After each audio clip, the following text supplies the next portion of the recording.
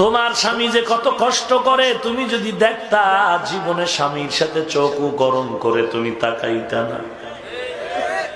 তুমি মনে করছো সন্ধ্যাবেলা তোমার স্বামী টাকার বান্ডিল নিয়ে মার্কেট করে হাজির, তোমার স্বামী রিক্সাওয়ালা, ড্রাইভার, শ্রমিক, তোমার স্বামী চাকরি করে, ওখানে কত কষ্ট, কত মাঝে মাঝে ঝগড়া করে, কত কিছু বকা বাদ্য শুনে। একমাত্র কারণটা কি মা?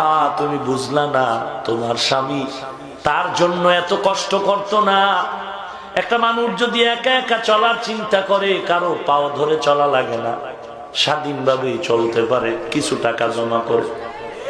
কিন্তু তোমার স্বামী এত কষ্ট করে কেন? মানুষের গালি শুনে, কত গালি, কত ঝগড়া, কত সময় মারপিট হয়। শুধু একমাত্র কারণ, আমার এই কষ্টের কামাই রুজির থেকে আমার স্ত্রী খাবে, আবার সন্তান খাবে, তাদের মুখে হাসি আসবে। ও আম্মা জান,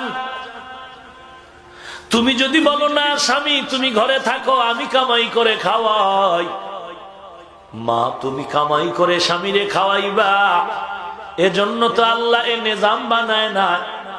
তুমি যতই কামাই করবা, এই কামাইয়ের মধ্যে কোনোদিন বরকত আসতে পারে না, কারণ বরকত দেওয়ার মালিক আল্লাহ। আল্লাহর